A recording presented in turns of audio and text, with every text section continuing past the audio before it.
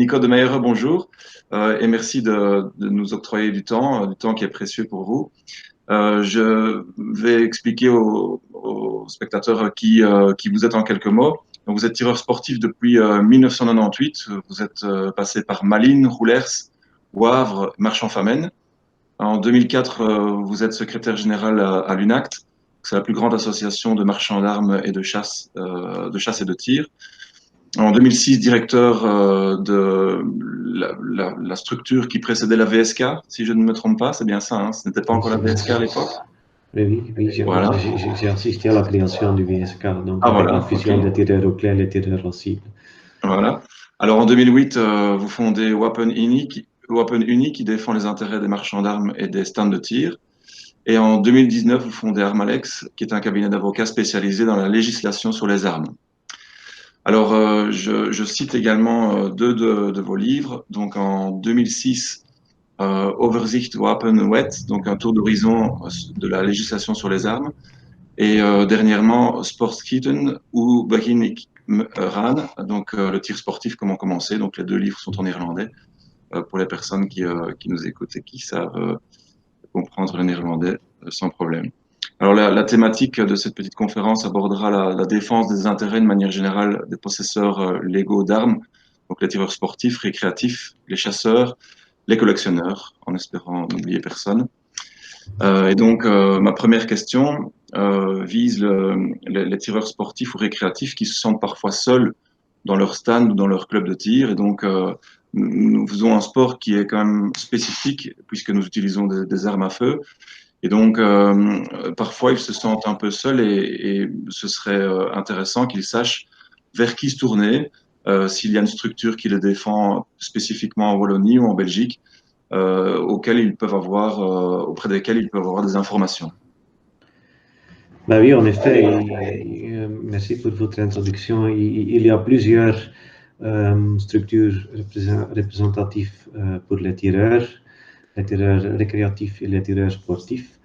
Je pense que, bon, ce qu'on a fait aussi, c'est qu'en 2017, on a créé une association qui s'appelle Belgian Weapon Forum et qui est en fait une association regroupant l'ensemble des autres organisations qui défendent les intérêts du possesseur d'armes et du secteur. Donc, c'est Belgian Weapon Forum, il y a les chasseurs qui sont membres, il y a la fédération de tir, et il y a des associations de possesseurs d'armes qui sont membres, les collectionneurs, les airsofters, même le paintball, le reenactment.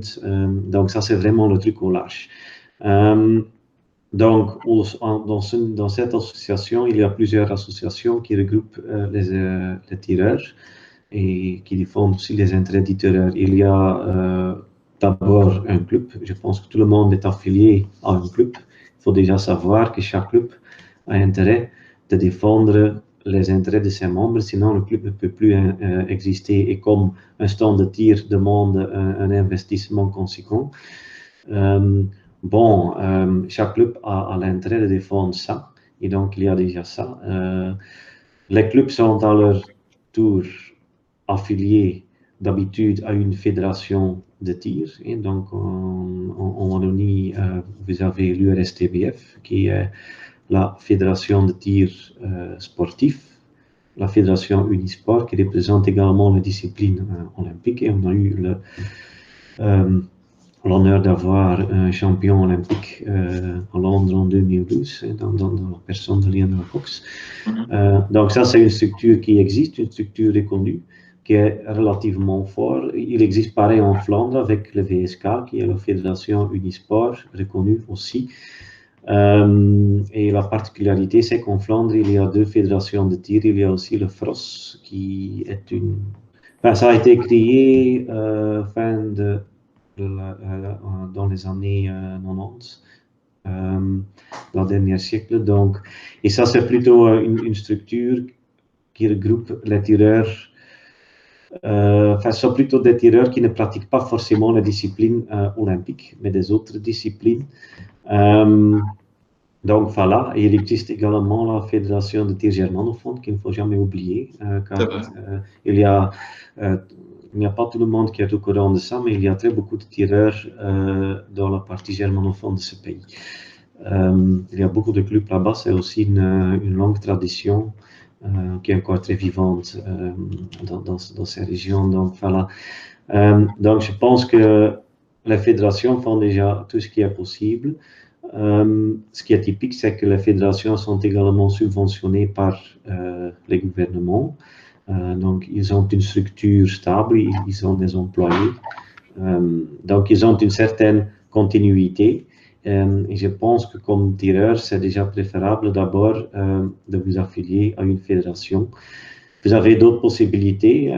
Il existe aussi l'association La Défense Active des Amateurs d'Armes qui regroupe plutôt les possesseurs d'armes, n'importe donc pour quelle activité ils utilisent les armes. Hein. Donc la DAA, ou la AVWL en irlandais, c'est plus lâche. Et bon, j'avais compris que vous êtes en train, ou que vous avez déjà créé une association qui fait pareil. Donc, je pense que comme tireur, vous avez intérêt à défendre ces associations, car il faut être conscient du fait que sur le plan politique, comme vous avez d'ailleurs également expliqué dans l'introduction, nous avons un loisir qui est relativement particulier dans le sens que pour pratiquer notre loisir, nous utilisons des armes à feu. Et des armes à feu sont conçues pour blesser ou tuer des personnes. Ce qui fait qu'intrinsèquement, une arme à feu n'est pas sympathique. Tandis que nous, comme secteur, on sait que ce n'est pas l'arme à feu qui est dangereuse, c'est plutôt la personne qui se sert de l'arme à feu et qui peut faire des faits criminels ou des attentats. Donc, je pense que l'intérêt de notre secteur est donc de bien définir les activités avec les armes légales et donc de dire au public ce que nous on fait, ce sont des activités avec les armes légales. Donc, le monde politique a intérêt dans nos activités, car pour le monde politique, c'est relativement simple. Si quelqu'un s'inscrit dans les activités réglementées dans la loi sur les armes, dans le décret du tireur sportif aussi, comme tireur récréatif, ce qui est tout à fait possible partout. Et si quelqu'un est connu chez les gouverneurs à des contrôles tous les 5 ans, doit produire un casier judiciaire vierge, sinon il ne peut pas entrer, et que chaque transaction avec les armes est bien contrôlée et chaque achat d'armes est bien enregistré en sorte que la possession d'armes est connue chez les autorités ont intérêt dans un pareil système, car ça leur permet de contrôler et de dire, ben voilà, cette personne et cette arme, ça c'est une situation légale. Donc, les autres choses qui se trouvent en dehors du cadre légal, ça ce sont des activités illégales. Et je pense que ce que nous, on devrait surtout faire, c'est d'expliquer à l'opinion publique qu'il y a beaucoup de choses qui se font avec les armes illégales, que c'est en effet vrai que les armes sont dangereuses, mais les armes sont moins dangereuses si ces armes sont détenues dans une structure légale et si ces armes ou la possession de ces armes s'inscrit dans un système bien contrôlé. Je pense que c'est ça quelque chose que nous devons faire. Et donc, pour le monde politique, s'il y a par exemple les modifications qu'on a connues avec la directive européenne, et donc la transposition de la directive en 2017, et cette directive qui d'ailleurs a vu la lumière après les attentats à Paris en 2015, ben, les autorités cherchent un interlocuteur qui peut représenter ce secteur des possesseurs d'armes légales. Et donc, dans ce cadre, les autorités se sont concertées avec les fédérations de tir, les associations des chasseurs, des collectionneurs et des armuriers, donc avec tout le monde. Et en ce moment, avec le Belgian Weapon Forum, on a bien réussi de regrouper tout le monde. On a discuté des propositions dans la commission du Parlement. On a pris position, on a fait des notes publiques. Il se trouve sur le site de Wapenunie ou de Belgian Weapon Forum d'ailleurs. On a fait des notes vis-à-vis des hommes politiques pour leur expliquer dans quelle direction, selon nous, il faut arriver. Et finalement, le gouvernement belge a bien noté nos remarques et a défendu nos remarques dans les institutions européennes, enfin, bien évidemment au niveau européen. Il n'y a pas que le gouvernement belge qui propose, mais aussi les 26 autres gouvernements, ou 27 ou 25 pour le moment, après le Brexit. Mais donc, ça a relativement bien fonctionné, hein, car il faut aussi voir que la Belgique a transposé la directive de façon correcte. On peut discuter de certaines choses techniques dans les textes qui ne sont pas clairs, mais la volonté du gouvernement était d'accorder toutes les exceptions pour les tireurs dans la législation belge. Ils l'ont fait, ils ont autorisé aussi l'usage des armes automatiques converties en semi-auto, si on a un certificat, et la Belgique a également autorisé la possession des armes avec des chargeurs à plus haute capacité, donc à juste à 30 coups pour les armes longues semi-automatiques à percussion centrale. Donc la Belgique l'a accepté avec un certificat et de règle générale, la Belgique a également accepté que chaque arme acquise est autorisée avant le 13 juin 2017, qu'on peut continuer à garder. Il y a des autres États membres où le gouvernement local n'a pas accepté ça et a demandé de nouvelles autorisations ou a procédé à confisquer les armes en payant des dommages d'intérêt ou pas. Donc en Belgique, ça va quand même, en ce moment, donc l'importance de se réunir comme secteur, bon, c'est vraiment clé de faire ça. Oui. Et alors, est-ce que vous pouvez, par extension, expliquer ce qui nous attend dans les années à venir en Europe? Est-ce que le ciel est bleu pour nous ou est-ce qu'il faut s'attendre à avoir des problèmes plus spécifiques avec peut-être déjà des choses en route pour le moment? Il y a encore des choses en route. Il y a toujours des choses en route. Donc, je ne veux pas être trop pessimiste, mais il faut se rendre compte qu'au niveau international, la pression monte et ça, c'est le travail des organisations non gouvernementales. Parce que ces associations ont un agenda et un des éléments importants pour eux, c'est le désarmement. Et donc aussi de limiter limiter le trafic d'armes et limiter la propagation d'armes en général. Selon les ONG, la possession d'armes, c'est presque une maladie, comme une pandémie, donc comme un virus. Il faut donc limiter ça, il faut donc faire des règles et vont de plus en plus loin. Donc ça, c'est la tendance. Malgré le fait que ces ONG n'ont aucune légitimité démocratique, car on ne va pas voter pour quelle ONG devrait défendre vos intérêts au monde politique, ils ont une influence énorme, surtout car ils ont beaucoup de contacts dans la presse et bon, par cette fois, ils peuvent influencer le monde politique à prendre des initiatives contre les armes. Et c'est ça qu'on voit en Europe. Il faut quand même noter qu'en Europe, il y a aussi l'intérêt de l'industrie qui joue. Les groupes de l'industrie sont aussi bien représentés là-bas. Et donc, c'est toujours une tendance à un équilibre. Et donc, par exemple, il y a pour le moment une initiative pour une interdiction générale de l'usage du plomb. Mais partout. Donc, on veut interdire le plomb. Enfin, dans la peinture, c'est déjà classique. Dans les conduites d'eau, c'est aussi déjà longtemps qu'on ne va plus utiliser des conduites en plomb, mais qu'on utilise d'autres matières. Mais par exemple aussi, on veut l'interdire globalement. Donc, par exemple, pour les batteries aussi, mais ça pose problème. Si on veut que tout le monde roule en voiture électrique, il faudrait beaucoup de batteries et pour les batteries, il faut du plomb. Donc là, il veut également interdire pour les munitions, mais pas seulement pour les munitions. Donc ça, c'est un exemple typique. L'introduction du plomb n'est pas a priori fait pour un peu emmerder les tireurs et pour faire des tirs impossibles, mais pour les ONG qui sont contre les armes, ça leur convient quand même. Mm-hmm. Et c'est ça qui est embêtant.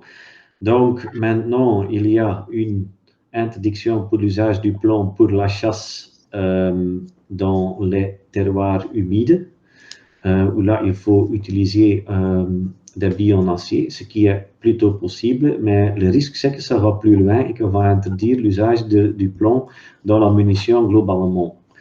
La solution, là, c'est qu'il y a une exception, cette règle au niveau européen qui dit que si le secteur peut assurer qu'on peut recycler le plomb, en sorte qu'on peut assurer que le plomb ne peut jamais circuler dans la nature, ce qui dans un stand de tir à l'intérieur est vraiment très facile. Donc, on peut bien récupérer le plomb, c'est même une activité rentable pour les stands de tir, étant donné les prix du plomb pour le moment. Bon, on peut quand même assurer que les pertes sont minimales et ce plomb peut être utilisé, par exemple, par les producteurs de batteries pour les véhicules électriques. Donc, mais ça, c'est important. Deuxième chose qui a changé récemment, c'est tout ce qui concerne le marquage des armes. Donc, de plus en plus, l'Europe fait un marquage unique. Et le grand problème pour le moment, c'est qu'en Europe, ils ont fait des règles qui ont déjà été publiées en Belgique au début d'août 2020. Donc, c'est très nouveau, ça. Et donc, les règles de marquage, c'est que chaque pièce essentielle doit être numérotée. Le problème avec ça, c'est que, par exemple, aux États-Unis, les règles sont différentes, ou dans les autres pays qui fabriquent des armes, les règles sont différentes. Donc, ça peut bloquer la libre circulation des armes, car bon, et même au niveau européen, chaque État membre peut déterminer ses normes. Donc, et ce n'est pas forcément harmonisé. Ça, c'était, à mon avis, c'est quelque chose qu'on reproche à la Commission européenne, ce qui veut dire que si vous avez une arme numérotée selon les règles belges, et par exemple, les Allemands sont plus stricts, vous risquez que votre arme est bien marquée en Belgique, mais votre arme devient une arme prohibée, juste car vous êtes en Allemagne, car les normes allemandes pour le marquage sont différentes. Et ça, c'est un peu curieux que d'un côté, l'Union européenne, la Commission, veut harmoniser le commerce interne et les normes, mais d'autre côté, pour une chose très importante, les normes sont différentes. Vous ne pouvez pas vous imaginer si vous circulez en voiture et vous traversez la frontière allemande, quand on va vous dire, ah oui, mais le numéro de châssis en Belgique, il faut que c'est mis au moins 8 mm dans le caractère gras et étalé sur 10 cm. Et en Allemagne, on dit, ah non, non, ça doit être 11 mm. Et bah là, votre voiture, vous ne pouvez plus entrer en Allemagne. Ça ne fonctionnait jamais. Avec les armes, on risque quand ça se fait. Heureusement que les États membres se sont quand même un peu concertés et quasiment tout le monde respecte la directive européenne et a aligné ses lignes, mais quand même, le risque existe encore avec les importations des États-Unis, que ça devient plus difficile, car un importateur, par exemple l'importateur de Smith & Wesson qui se trouve à Verviers ou dans les environs de Verviers, eux, ils ont dû investir dans une machine pour graver les armes et pour faire les marquages conformes les règles européennes, car aux États-Unis, ce ne sont pas forcément les mêmes règles. Donc ça, je pense qu'il y a beaucoup de choses. C'est toujours en évolution, donc on ne sera jamais tranquille. Oui. Et alors, vous parliez des ONG qui avaient tendance à faire du lobby contre les possesseurs d'armes légaux, quelque part. Qu'est-ce que nous, en tant que tireurs, on peut faire? Qu'est-ce que vous conseillez? De quoi avez-vous besoin, vous qui devez défendre qui devez nous défendre et qui devez défendre cette législation qui nous protège, qui nous permet d'avoir une arme pour notre loisir, finalement? Je pense l'aspect clé, c'est qu'il faut être capable de démontrer que ce que nous on fait est vraiment utile pour l'ensemble de la société et pour la sécurité publique. L'argument de la sécurité publique est important car tout le monde dans la société trouve ça important aussi. Comme il y a beaucoup de gens qui trouvent important que l'environnement n'est pas pollué, que les eaux dans les rivières sont propres et les autres thèmes classiques par les ONG. Donc là, je pense qu'il faut donner une image positive, un message positif et dire, ben voilà, si en tant que société à demain, vous faites ce que les ONG veulent, c'est-à-dire une interdiction globale pour toutes les armes, ben, comme dans ce pays, il y a les chiffres varient un peu, mais il y a environ, je pense dans la RCA, environ 800 000 armes enregistrées, donc qui tout d'un coup vont devenir des armes illégaux. Il y a environ 5 à 600 000 armes qui ne sont pas connues. Le gouvernement va perdre le contrôle total sur ces armes. Ces armes vont disparaître dans la nature. où il faut donc le gouvernement va les racheter, comme ils ont fait dans certains pays, ce qui va avoir un impact énorme sur le budget. Donc, je pense que le message pour nous, c'est de dire ce qu'on fait, c'est intéressant pour la sécurité publique. Il faut mieux que la possession d'armes s'inscrit dans un cadre légal, clair, pour que quelqu'un qui est intéressé par les armes peut, s'il ne pose pas problème pour l'ordre public et après vérification des services de sécurité, peut acquérir des armes et s'il respecte les règles.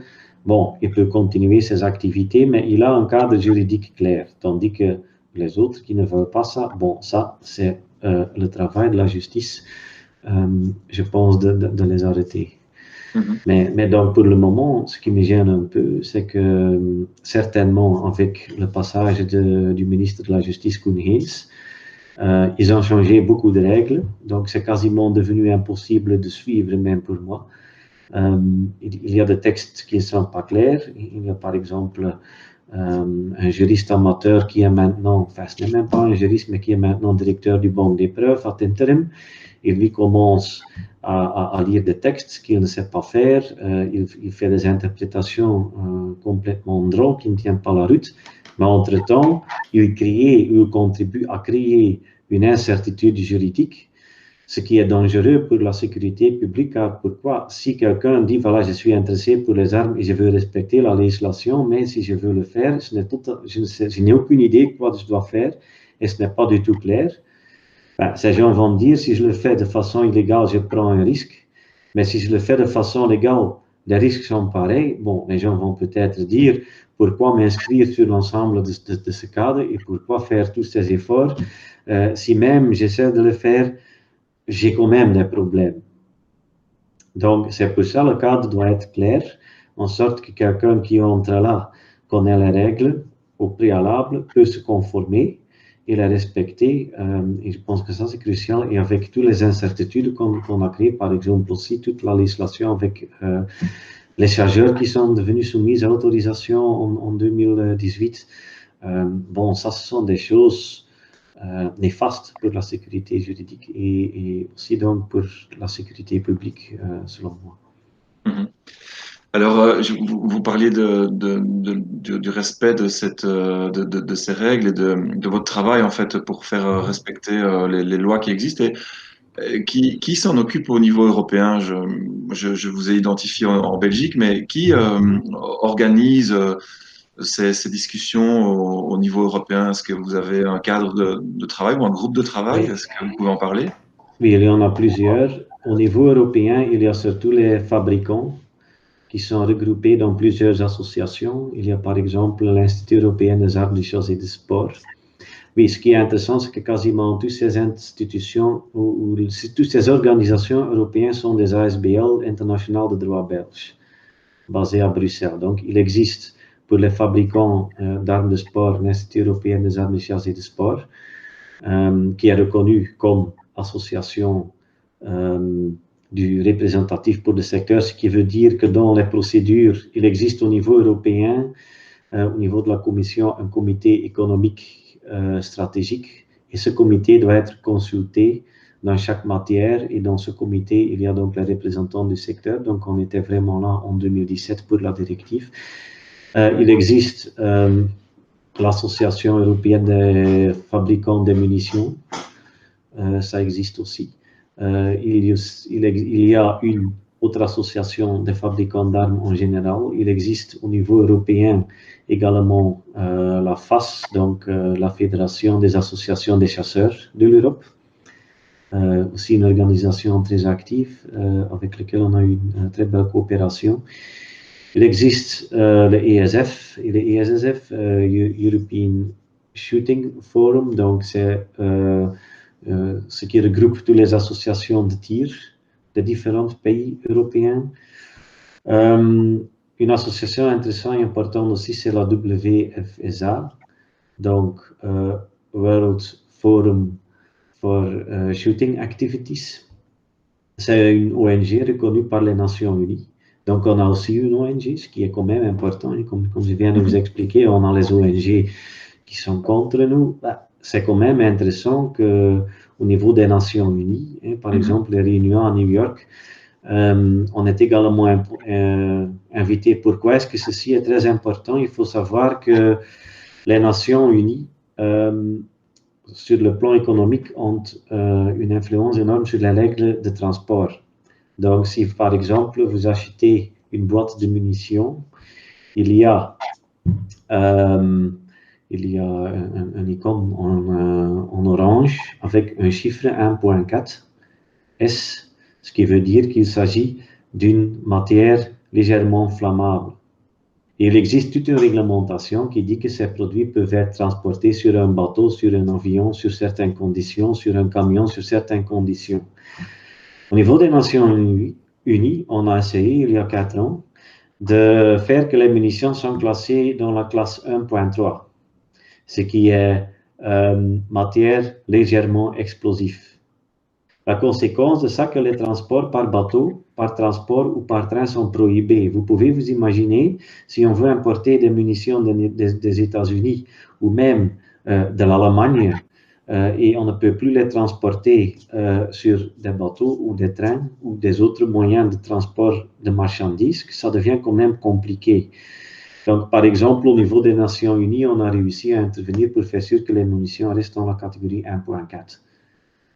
Ceci a été hyper important. Ce travail s'est fait entre autres par la WFSA.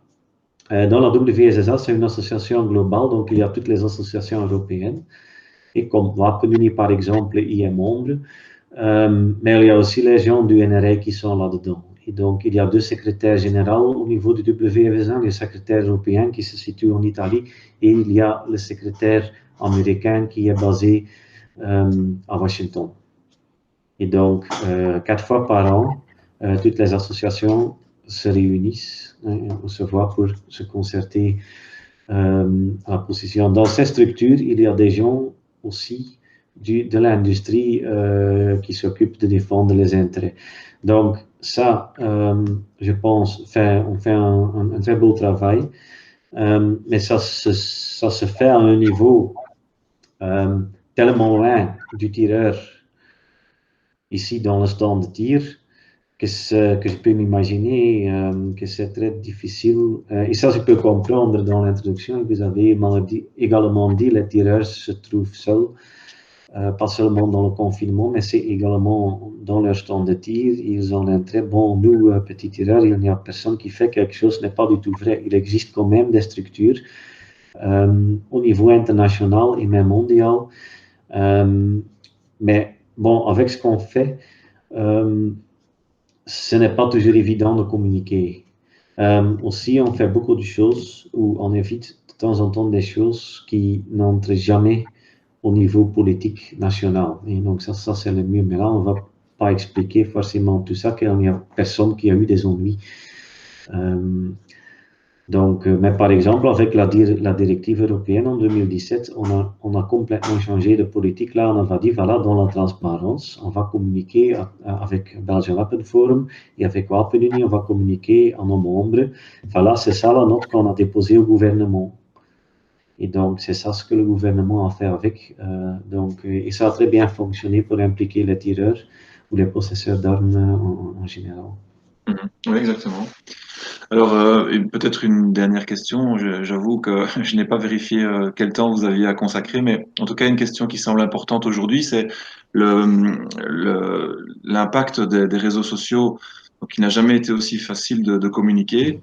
Alors, est-ce que pour les tireurs, pour le monde des tireurs sportifs ou des possesseurs d'armes, est-ce que les réseaux sociaux sont un bien ou sont un problème, et pour eux et pour vous? Alors, c'est une vaste question, mais qu'est-ce que vous pouvez dire à ce sujet? Ce n'est pas évident ça, et je dois admettre que d'un point de vue personnel, je ne suis pas convaincu qu'il faut mettre tout dans les réseaux sociaux. Je suis d'accord que les réseaux sociaux ont un avantage pour pouvoir regrouper les gens, mais enfin, un des problèmes, c'est la qualité de l'information disponible sur les réseaux sociaux. De temps en temps, je suis également membre des groupes Facebook concernant la législation armes. Et ce que je lis de temps en temps, les explications des gens qui essaient un peu d'expliquer ce qui se passe et d'expliquer la législation, c'est étonnant. Donc c'est un peu le même problème que le docteur Google. On peut trouver des informations, mais le risque, c'est qu'il faut toujours que les gens qui, si on consulte l'Internet en général, donc c'est valable pour Facebook, mais je pense que c'est valable pour chaque page Internet, c'est comme vous dites, tout le monde peut mettre n'importe quoi et ce qu'il veut sur Internet. Enfin, pour le moment, et je sais que ceci est également sous pression, mais pour le moment, tout le monde peut quand même mettre beaucoup, peut quand même faire un site Internet ou faire des trucs sur YouTube, ce qu'il veut. Mais il n'y a aucune vérification externe de cette information si elle est correcte ou pas. Ça, c'est un peu la différence. Si, par exemple, j'écris un article sur la législation pour une revue juridique, ben, il y a un comité de rédaction avec des professionnels, d'habitude des professeurs en droit, de préférence en droit pénal, et eux vont relire mon texte et garantie, après je vais recevoir quelques pages de remarques pour dire, ah, vous avez là pris cette position, là vous avez mis une note, mais vous avez fait une référence et peut-être qu'il y a une autre source. Est-ce que vous avez bien vérifié vos sources? Est-ce que vous êtes sûr que vos conclusions sont valables? Ça ne se fait pas sur Internet.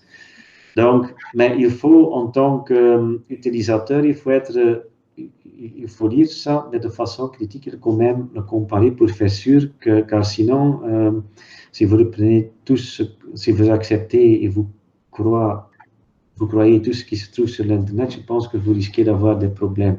Donc ça, c'est un peu le désavantage, mais l'avantage, c'est que ça peut être très utile à diffuser des informations, ce que j'ai d'ailleurs commencé à faire pour l'OpenUni l'année dernière. Donc ça peut être intéressant pour nous, mais il y a également des risques. L'autre risque, c'est que ce qui se fait sur Facebook est public.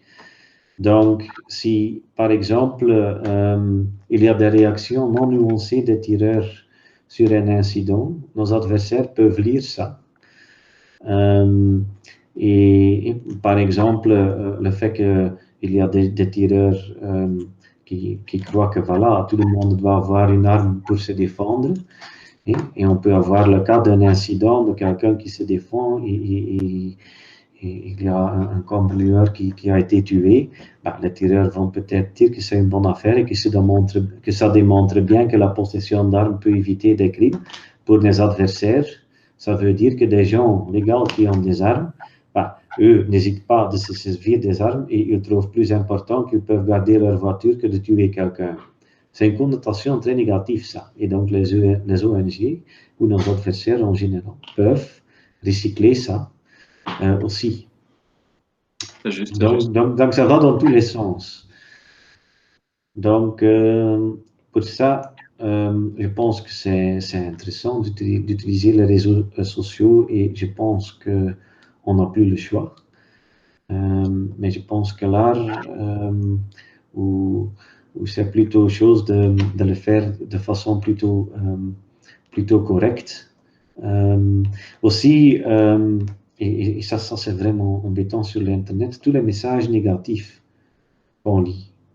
Et ça, ce sont les partis politiques et les autres associations politiques qui paient de l'argent à Facebook pour passer leurs messages négatifs pour créer du peur chez les gens. Et les gens vont se conformer à ça. C'est très puissant, ça. C'est un truc classique qui existe depuis longtemps. Et donc, ça peut vraiment créer une hystérie sur un sujet. On a vu ça aux États-Unis. Donc, ça, c'est aussi un risque. ouais. Eh bien voilà, on a abordé quelques sujets. Un tout grand merci pour votre temps. J'espère qu'on pourra se retrouver pour d'autres discussions avec peut-être des points plus techniques ou plus spécifiques. Nous attendrons le retour de nos auditeurs. Et voilà, un tout grand merci à vous. Voilà, merci. Et peut-être qu'on peut le faire en real live, car bon, après cette pandémie, c'est peut-être plus agréable d'organiser une réunion. Certainement. Et Par, j'ai entendu que vous l'aviez déjà fait dans plusieurs clubs de tir. Donc, ah dès oui, que les clubs pourront réouvrir, ça ce serait vraiment fantastique ah de oui, pouvoir vous avoir en live, en effet. tout à fait. Ok. Merci Voilà. beaucoup et bonne soirée. Ok, bonne soirée.